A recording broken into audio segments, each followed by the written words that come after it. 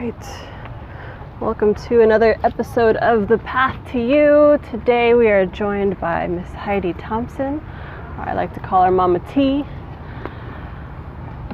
And as we start every episode, Mama T, how'd you get here? How did I get here? I'm cracking up. You know this one. Besos y abrazos. Kisses and hugs. Yeah. That's how I got here. Can I play you my got here song? Yeah. All right, get ready. If I can find it, because I'm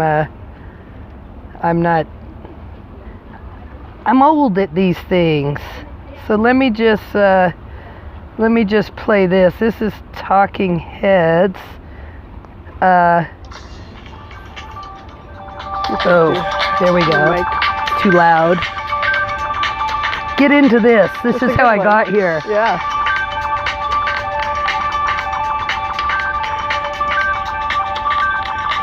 You may find yourself living in a shepherd's shack. You may find yourself in another part of the world. And you may find yourself behind the wheel of a large automobile. And you may find yourself in a beautiful house with a beautiful wife.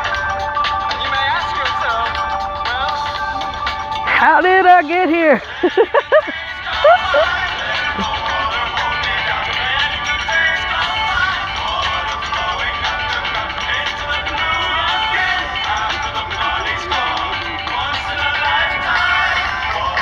and you may ask yourself, how do I work this? Yeah. And you may ask yourself, where is that large automobile?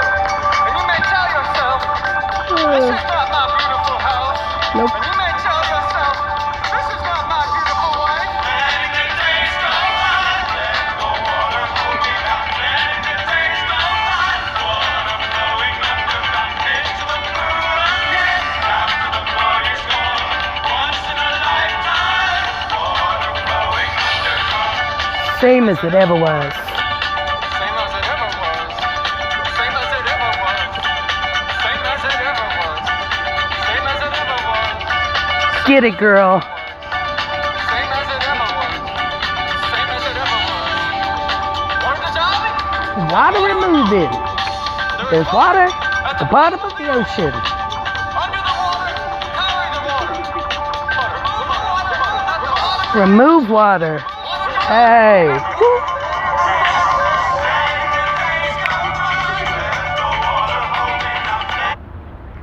It's a good one. You get the idea. I do.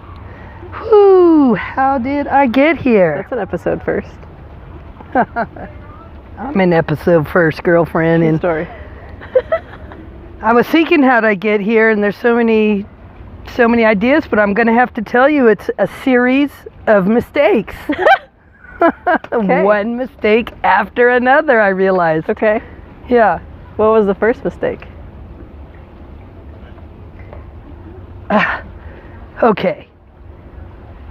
That's not how we do it. Okay. Yeah. So, and we do laugh, Yeah. you know, 'cause I say I made a mistake and you say, yes, Yeah. I made a mistake. Yes. Good. Yeah. And that's it. There's no, I could tell you, like, I could bring forth buckets of mistakes, like mistakes from today, little mistakes, grandiose mistakes, horrible, crappy mistakes. But then I'm telling you, then we're depressed. And then we're stuck in Mistakeville. And then we're living in the mistake. And that's part of my getting here by mistakes is I actually don't live in them. Mm-hmm. I realize. So it's actually that water flowing underground, you Yeah. know, it's same as it ever was. Right. So when I think about that, it's true. I got here, I just keep making mistakes. And the mistakes to me, even if they're horrible ones, are always laughed at. They're also shared. And they're lessons and they're moved on. Right. I really have not been one to live in the past. So if I wanted to tell you a horrible or a great mistake I've made, I could tell you that story, and then what? What are we, what's that mean? Right. Now, if you want to know what I learned from a mistake, Right. I kind of just incorporate the mistake and then just keep going forward. Right. I mean, that's life, though, is that you take the mistakes, you learn from them, and then you integrate them so that you don't make the same mistakes, and that you live life more fully. Trust and love. It boils down to having trust, which for some people could be like a faith, but for me it's just the word trust. Mm-hmm. To trust in myself or what's going on around me, or that it's okay. Trust, and then love. I mean, that's the bottom line. And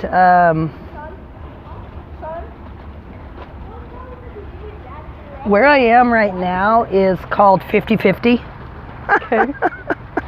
So, because I'm now 50 Okay. years old, plus a little more, and I realized that there was the first 50 years, and now there's this next 50 years. So I'm almost like a newborn. Yeah. And I think it was about 5 years ago or so, or around just less than 5 years, even turning 50, I put myself in a self-designed college.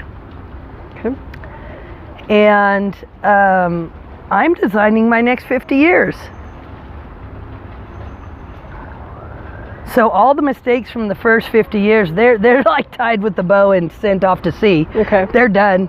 It's not really useful to return there. Yeah. And I never did like to stay stuck or repeat that process. I mean, I've never had therapy. I've never had, I just haven't really, I think that I like to dream forward, but I really like to stay in the moment. So much so that maybe it's a problem. Maybe that causes a lot more mistakes, but I just learn really fast by trying. Yeah. Yeah.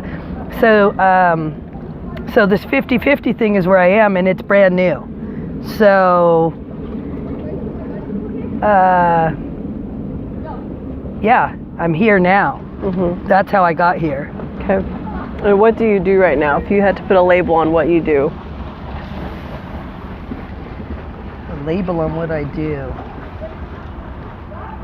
A label on what I do? God, I hate labels. And most people do that I've talked to. I love it. So I fit right in. We're in a world of words. Okay, label for what I do. Well, I mean, what I do for work. For life? For life, I mean, this is important because this is what I believe in, the human experience. Mm-hmm. So being with you, not through technology or on the phone, but face to face. Yep. That's what I do now. Yep. Face to face, the human experience. It feels a little like old school, which I'm really good at. Like I'm an expert and a pro. Yeah. But yeah, it's face to face, having a human experience and sharing that. That's Mm-hmm. That's how you get through life. It's not done alone. It's not meant to be done alone unless Right. you're some guru that lives in a cave. So I can share all I call it my game, but my ancient wisdom now, that was the first 50. It gave me this Right. ancient wisdom, and carry that forth into the new way, but it's going to be through face-to-face and human experience. That's that's where I am. Right. Yeah. Are you still integrating your martial arts that you've learned over the last 20 plus years into what you're doing now? Okay, 25 years I've taught and run martial arts schools, and that is me, that's part of me. And interesting you said that, because that was part of the first 50 package where it was all about fight. And I've been told that I was born fighting, Right. and ended up in a career for fighting. And that is all in me and within me. Right. And damn, can I fight. However, for 50 sequel, Right. I don't choose to fight. Okay. So it's been a whole new process. That's a big part of my self-designed college of the not fighting. Yeah. Fight. So putting that yin into that yang. Right. Your original question was something about martial arts. Are you going to integrate the 20 plus years of martial arts from the first 50 into the next 50? Right. So that's not me integrating it. That's integrated because it's me. So once again, just being me, that's going to be part of it. Right. The integration part might be having a different approach to that fight. Right. Because I no longer, I did really good. Like I got a PhD in fight, and in strong, and in force, and so my new integration is in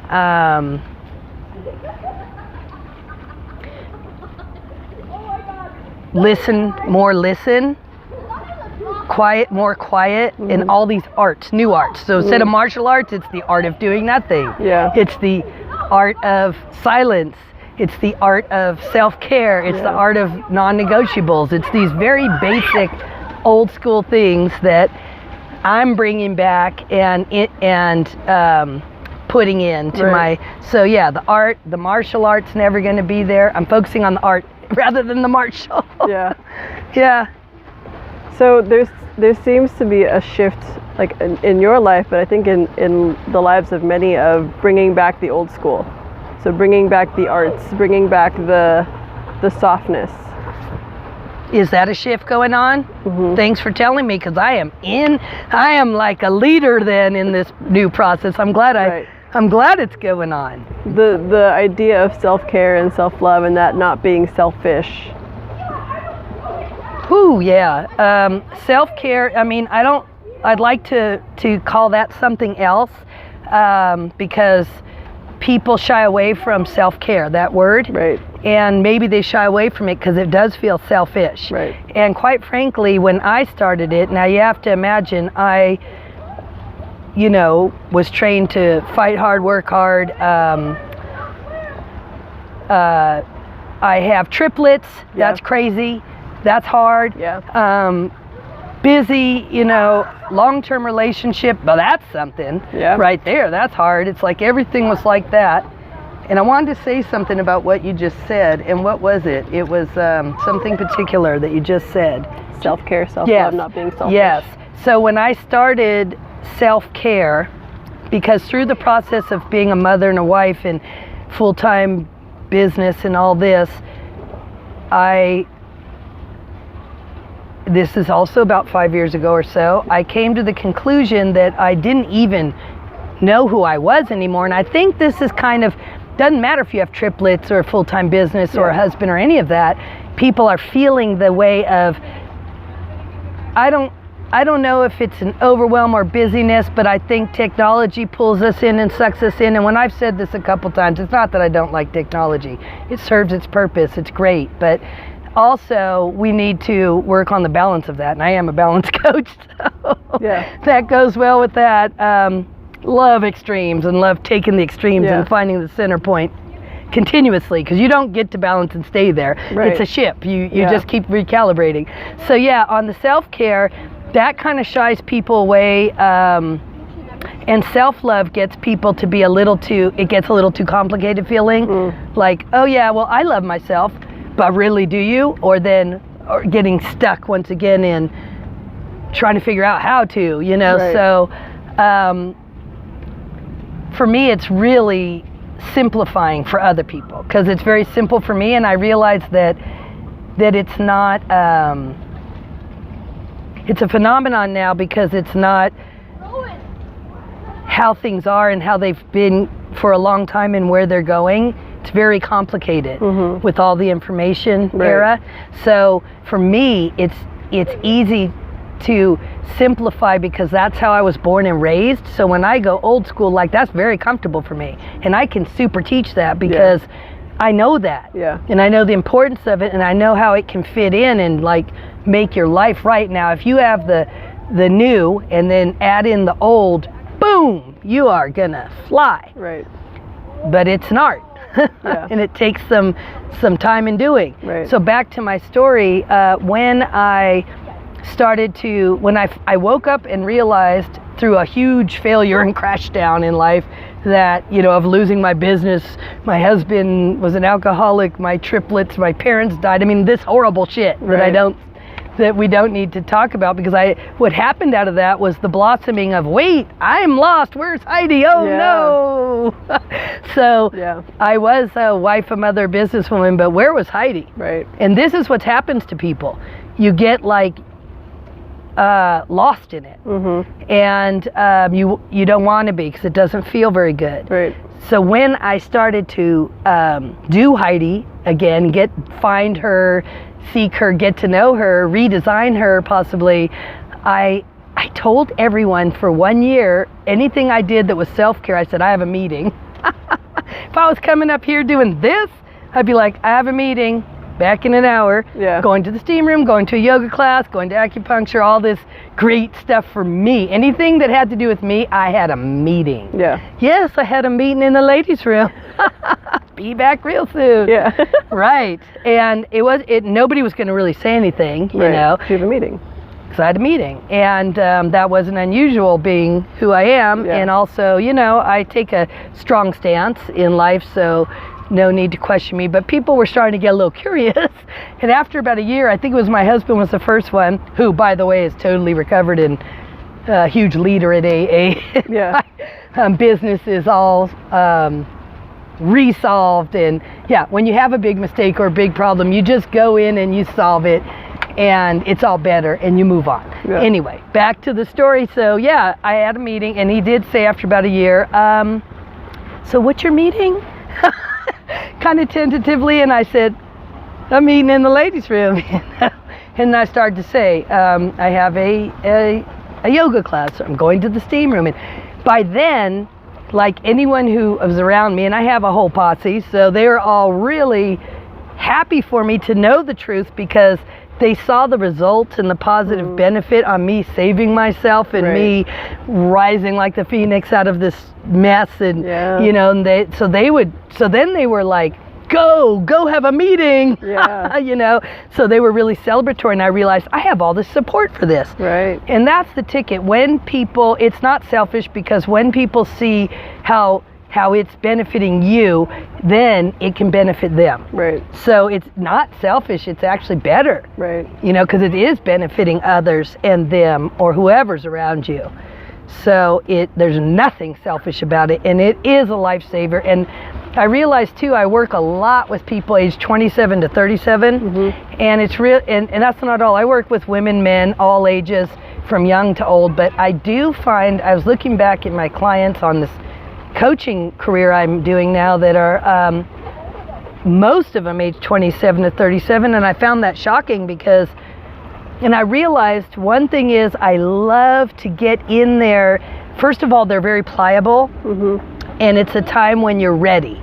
You're ready to step out of, I have a whole series on decades, like first 10 years, then the 20s, then the 30s, and the 40s, and the 50s. I have a whole series on decades, but you're kind of getting out of the 20s, which is really stepping out of your main youthful explosion and experimental phase, and you're really starting to get ready to plant your feet in the soil of being an adult, stepping into those 30s, and it's a very rewarding time. Yeah. And I remember turning from 20 to 30 and thinking, I don't want a birthday. I don't want to turn 30. I don't want a birthday. I've always been very young at heart. I don't know, but I remember, and my girlfriends did get together and throw me a huge 30th birthday, and that was so fun and sweet, and I remember it to this day, but I did not want it. And so that first step into adulthood, I think, and I love helping people then, because first of all, through all my mistakes, I've learned so darn much, that I know that if I can help you not make that mistake, please let me, you know? Yeah. And a lot of people at that age, I find, let's just take finances. They'll be like, not exactly rolling in finances, especially in future planning, because a lot of people that age don't really feel a strong pull or need to be that set up at that point. They're just trying to get their flow on, or find their true career, or whatever. It goes on and on. But the fact is, if I can get you to start a savings or make an investment or get an IRA or something, this sounds really stupid and banal, but I will sure have you do, you know me, I'll be getting you on digit. Yeah. It's like any which way I can to actually, yes, to pay attention to money, even if it's just a little bit of money, because if you start now, by the time you're my age, whoa, you could really be a millionaire without trying. Yeah. Easily. Yeah. And that gets back to one of my baselines, which is it's the small things. It's all about the small things, kind of the little daily small things. And like I say, being consistent. Yeah. So small things and being consistent.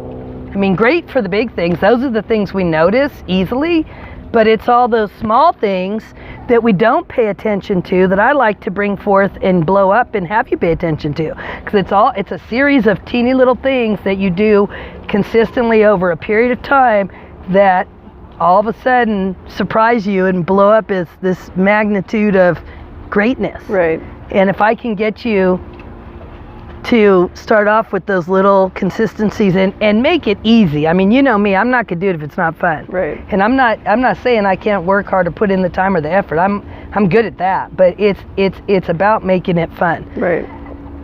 So choices, that's what we're doing. We're doing choices every day. Yeah. Can you talk about some of those small things? Like, what are those small things that you're speaking about? Okay, so there's always that non-negotiable list. Now, the thing is, it's really not fun if you just lock it in. Like, every day I have to do this. That just doesn't even sound or feel fun. But I like to have my non-negotiables, or you could say my priorities, which change and shift. Because like I said, balance is about recalibrating all the time, whether it's daily, weekly, monthly. There's all sorts of, I'm big on timelines, numbers, Roman numerals, calendars, clocks, father time. I love all that stuff and my decade theories. So when I say these things, these small things, it could be as simple, they're all simple. So it could be journaling every day. So right now, my small things right now, and these ones are about less than a month old maybe, because I jiggle them, but meditation, journaling, books, audible or reading, and there's another thing, meditation, books, journaling, movement. So I don't even call it exercise, but movement in the line of exercise.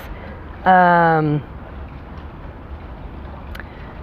feel like there's one more, but those are some main examples of what I'm doing right now on a daily basis. Mm-hmm. Meditation I've been doing for years. It took me a long time to get used to that. So back when I said that and these are things that you don't have to make them too big and too hard. So even if you do it 5 minutes a day, each of those things, that's like 20 minutes. Yeah. You do each of those things, read for 5 minutes, journal for 5 minutes, meditate for 5 minutes, and what was the other thing? Exercise for 5 minutes. Yeah. I'm just saying, do an exercise. If you even just do 5 minutes for 20 minutes a day, which look, we all have that. Yeah.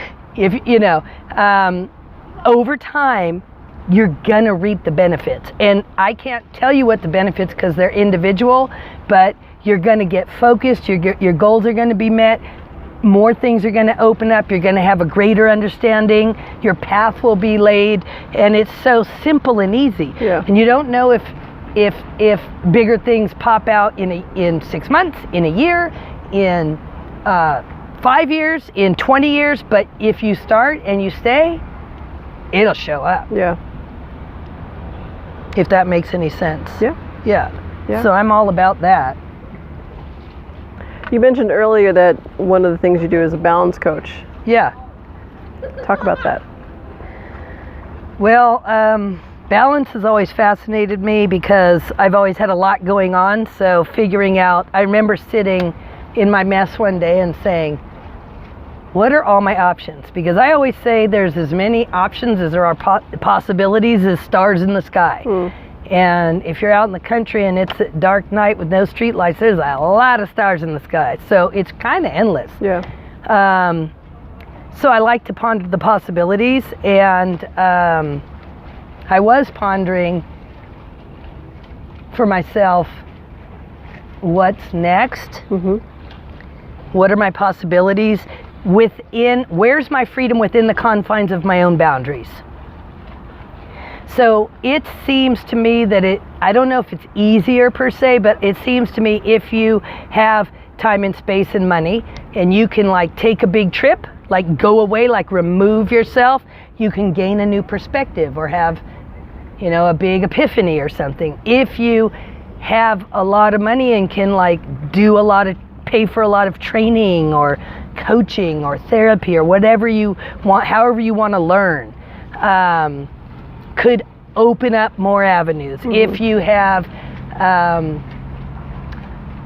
so all these things that take an effort, or you have to have something, and I was seeing if you don't have this, maybe you can have that in an easier way. But no, everybody's individual, like I said, so it just really depends. But for me, I was in a situation that felt like, how can I be happy here? In this boundary, in the confines of this? I'm not able to travel. I'm not able to just go pay for that.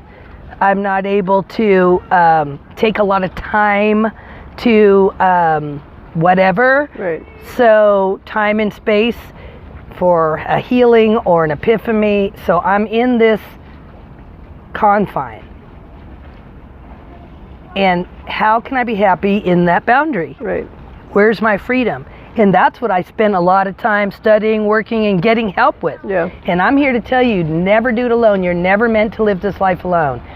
So accountability partners of any way, shape, or kind, and I can tell you I have a lot of that, you know, is key. And I've never been alone. I've never lived alone. People think I'm weird, but I mean, I have never, ever lived alone, wanted to be alone. I don't know how to tell it. It's very strange. Yeah. I've always just sort of contributed and been there. But it is all about the people. And I always thought, if you're, well, worst case scenario. That's another thing I liked. What's the worst case scenario? I heard that people fear death, and that even worse than death, they fear change. And I'm always like, not me, I'm like, what's the worst case scenario? And I grew up in the Bay Area, so I'd be like, okay, if I'm flat, broke, homeless, whatever, I'll stand on the corner and someone I know will drive by and pick me up. You know, that doesn't sound too bad. Yeah. It's like, I mean, whenever I go to the worst case scenario. So when I was young, I was thinking of this. I don't even know if I'll remember it, but I did write a poem. I was in juvenile hall. Okay. So that's a confine. Freedom's taken away. And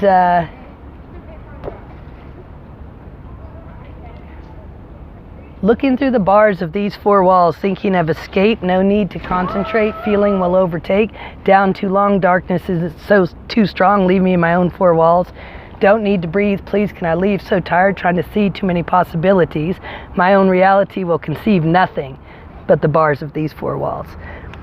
And the fact that you could just pull that back from that long ago is amazing.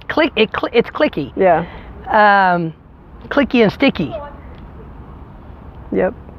Yeah, but talking about my confines later, 20 years after that, and now 20 years after that, right. You know, it makes sense to me that I can feel and think the way I do. Yeah. So I really like to help people work within the boundaries of their own confines to find their freedom.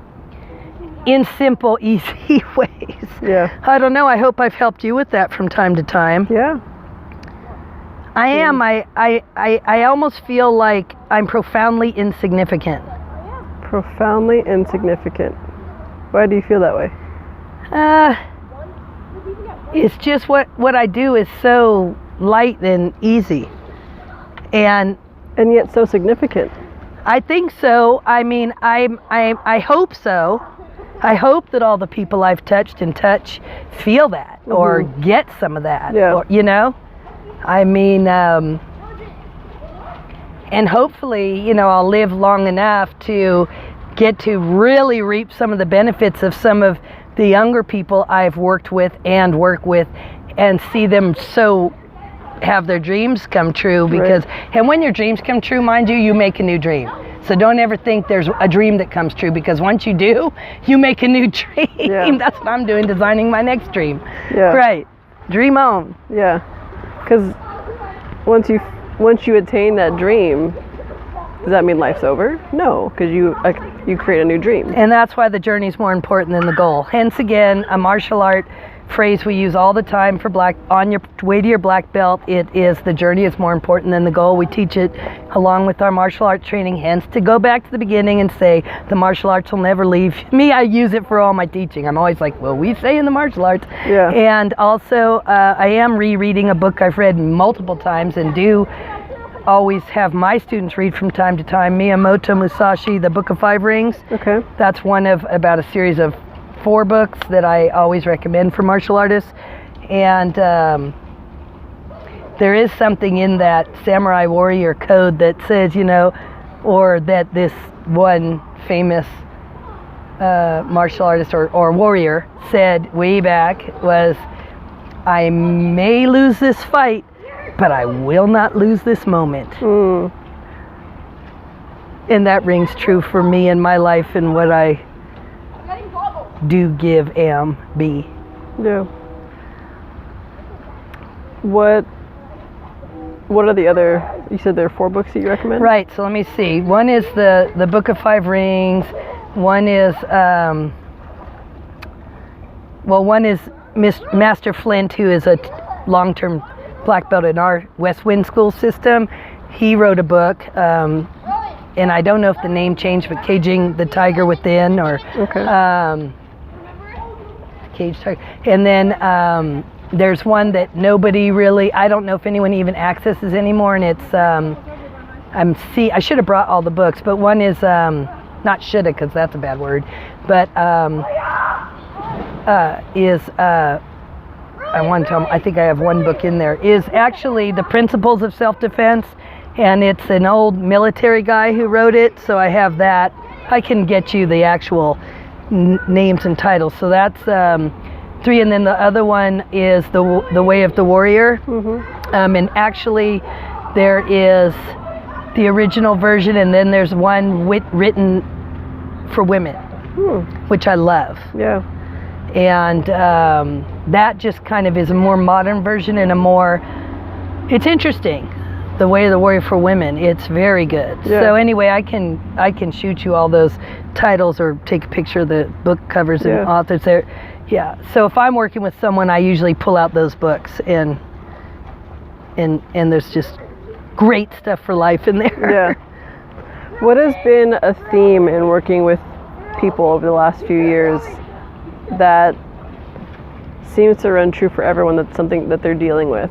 Yeah, now this is interesting, because first I felt like I would say relationships and kind of career or your purpose, but overall across the board, from wealthy people to poor people, from male to female, from young to old, all the extremes, the baseline always returns to what you said, self-care.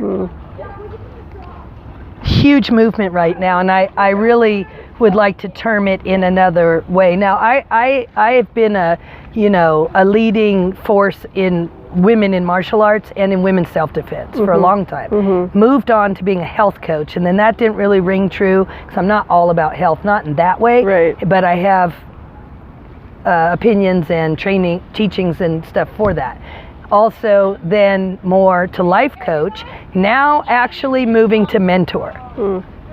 And really liking to do workshops or bigger group things, or mentoring one-to-one, or talking on a big stage. Right. Those would be where I'm going. But back to what you said, and so I wouldn't want to, I've said this a couple times I think, but call it self-care. Okay.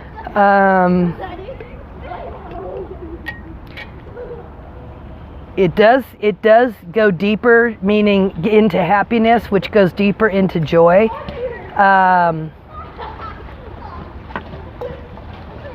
for me. But as far as how I'll name it, if I name it, it wouldn't be self-care, but that's really what it is. That's the thing across the line that everybody I've talked to, worked with, interviewed from the extremes, all have in common. Yeah. Wanting that, needing that. And why don't we give ourselves that? Why do we have to seek that from someone else to start? Well, we don't have to. We don't have to do anything but die and take a shit along the way. True. But why do we seek it out then? Well, we seek it out once again because first of all, it's not written in the menu. It's not written in the code of modern life in the United States. Right. You know, there's nothing in there. It's just like in school. I always wondered, why don't they teach kids about money? Like, they don't talk about money. You could just do basic money. Like, you could really teach early on how to save money, have choices about spending. I mean, there's little bits of that, but there's no real serious classes on that. Right. Why don't you teach kids just everyone learn meditation? Now, this kind of stuff's coming up. Yeah, but, emotional intelligence. Emotional intelligence, all this sorts of stuff. So this stuff's coming up, and, you know, but it's sort of like what you do when things go way too far to one side is you got to go way far to the other side in order to get to that. Yep. Find your calibration again. Balance. And I think that you asked me why do people need that so much? We need it to survive. We need it because I hate to say technology, but since that's the era we're in, it pulls you into a aloneness. It pulls you into, it can pull you into, it feels more dark. Yeah. And it feels more dark, more singular. It's a very different feeling than if you take that 3-hour period that you got sucked into that and actually go. And right now, I mean, I'm looking at these trees, but if we went any tree, but if you go, I'm serious, and stand a tree, lean against a tree, and actually hug a tree, maybe even give it a kiss, besos y abrazos, you know, XO. Yeah. Simple as pie. I mean, you'll start to feel the goodness. Yeah. Now, I think everybody wants to feel good. Yeah. But you can't feel good if you're alone and if you're in the dark. Yeah. And the reason I was called, partly to coaching through martial arts is because I noticed I had already reached such high levels in this hierarchy of martial arts, and that I had to start creating and designing my next job, you know. Right. And through that I started working with all these lifelong martial artists that I'd been working with since they were kids on how to live their life. They're already black belts, so it's like, and been there since they're kids, they're in their 30s. How do they live life now? Like, how can I show them how to, like, get the most out of life and think about the future a bit, you know? But really enjoy the moment. And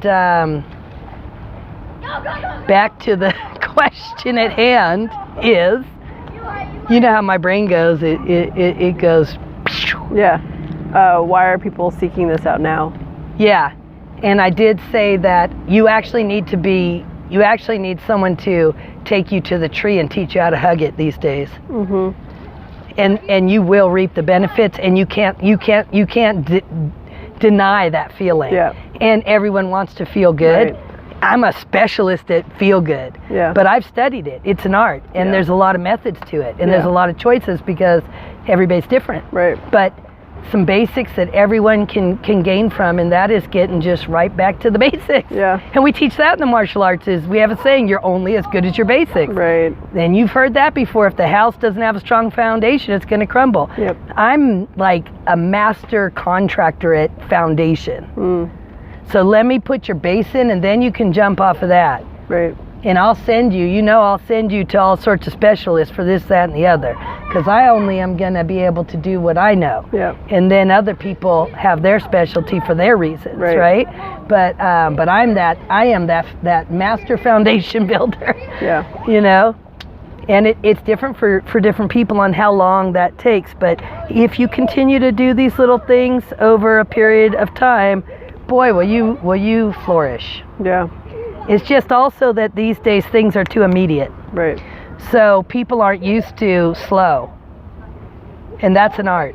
The art of slowing down, or the art of doing nothing. Mm-hmm. That is a real art that I really had to practice and learn. Luckily, I had a master teacher. Who was your master I was teacher? waiting for that. My brother.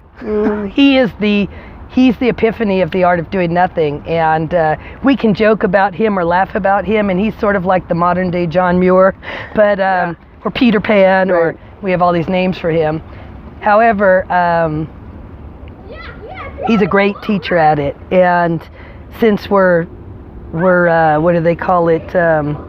Those twins that are Irish twins, 11 months apart. We've always been very close. So he actually has a house up in the mountains now. So that's increased our studies, because then we can really go sit up in the trees and really do it. Yeah. But we used to do it within the confines of my own boundaries, right in Oakland. Right.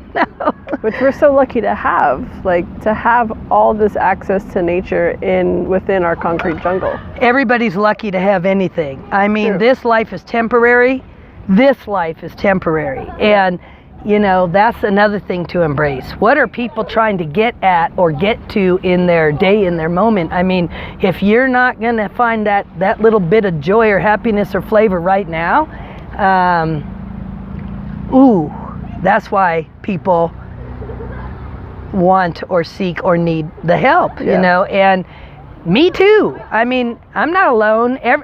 That's my belief. I've never been alone. I've never lived alone, never wanted to, never been alone.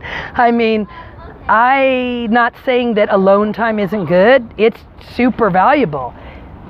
However, humans are pack animals. Yeah. And we want to hold each other up and hold each other together and get us through this life. So returning to that, and the human experience. Yep. Human experience. If someone were to ask you what's the purpose of this life, what would you say? Whew, that sounds like an acid question. I used to say back in the day, that's where you'd take some hallucinogenic and ponder. Funny. Okay, what's the thing? What's the purpose of this life? Because you're talking about the human experience. So what's the purpose of this human experience? Love. And I'm going to ask you another question. What does love mean? Safety. Belonging. Okay. So the purpose of the human experience is safety and belonging. Love, safety, and belonging. That's the golden ticket. If you don't think that's what you want, you heard it now. Okay. Anything else you want to share with our listeners, viewers? Well, whoever you are, if this rings true to you, I'm always willing to have a conversation with you and go with a little human experience and teach you the ways of the whack. Cool. You can email me at Heidithompsoncoaching@gmail.com or talk to her. But I'll put the contact info below. she puts the contact info below. But that's just because I like you. That's me. I like the human experience. I like you. And I want you to like you. Yeah. Yeah. Find some balance. Hugs and kisses, mamacita, sabalita, conchita.